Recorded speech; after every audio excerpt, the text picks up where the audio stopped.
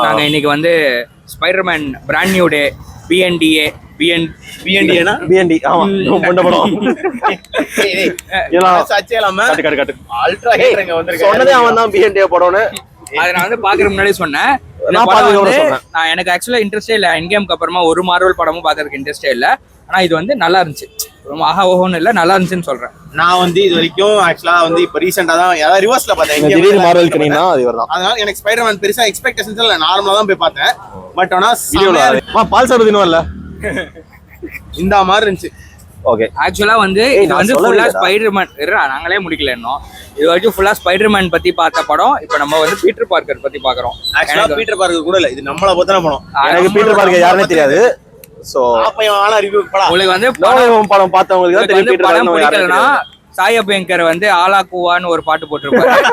அந்த பாட்டோட எடிட்லாம் எடுத்து பாருங்க, செமையா இருக்கும் ஸ்பைடர்மேன். உங்களுக்கு அப்புறம் ஆட்டோமேட்டிக்கா பிடிச்சிரும். இந்த படம் என்ன பொறுத்த வரைக்கும் ஒரு செம வீக்கான ஒரு ரைட்டிங்கா தான் நான் கருதுறேன்.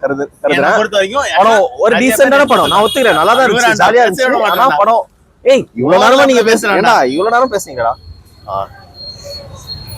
டேய் வேற ஏதாவது வரணுமா?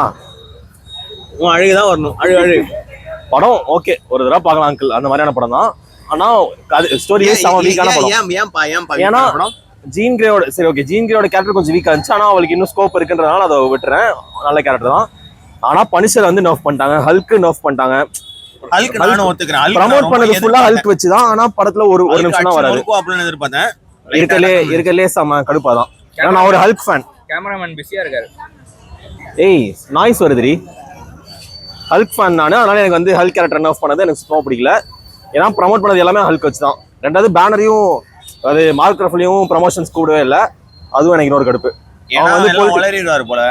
இல்ல அதான் அங்கதான் பாலிடிக்ஸ் வருது. இவங்க பேசுற பாலிடிக்ஸ் வந்து படம் ஃபுல்லா பாலிடிக்ஸ் பேசுறாங்க. இந்த பாருங்க, படம் ஃபுல்லா இசையரக்கன் கம்மியா இருக்கு. இசையரக்கனோட வந்து நீங்க இமேஜின் காசு கொடுக்க மாட்டோமா? எல்லாருமே அதான் சொல்றாங்க. நிறைய எடிட்ஸ் வந்துச்சு, செம்மையா இருந்துச்சு. டியூட் எடிட்ஸ் நீங்க வேணா சொல்லு, டியூட் எடிட்காவே போட்டாங்க ஸ்பைடர்மேன். ஆக்சுவலா இசையரக்கன் மியூசிக் போட்டுருக்காங்க. இதுல இருந்தே தெரியும் யார் ஆக்சுவலா மார்வல் பாக்குறவங்க ஏன் இதெல்லாம் சொல்றாங்கன்னு. ஏன்னா மார்வலுக்காக பாக்கல சொல்றேன். கேளு, எனக்கு பிரதீப் ரங்கநாதன் ஸ்பைடர்மேன் நடிச்சா நல்லா இருக்கும்னு நினைக்கிறேன்.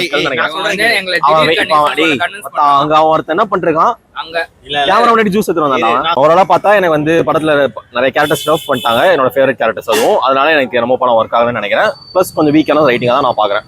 என்னோட ரேட்டிங் வந்து படத்துக்கு 3.5. எனக்கு வந்து செம்மையா இருந்துச்சு. நான் திரும்ப கூட போய் தியேட்டர்ல பார்ப்பேன், நிறைய வாட்டி பார்க்கலாம். Worth 4.5 out of 5.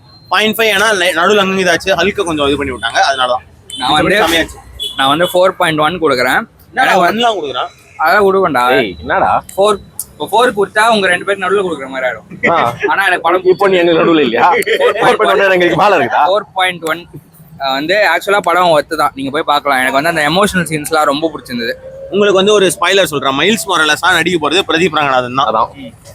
அதான் இவனுக்கு வந்து பிரதீப் நடிச்சிருந்தா இந்த படம் நல்லா இருக்கும் நினைக்கிறேன். அடுத்த ஹான்ஸ் ஜிம்மர் வந்து இசையரக்கன். ஓகே பா.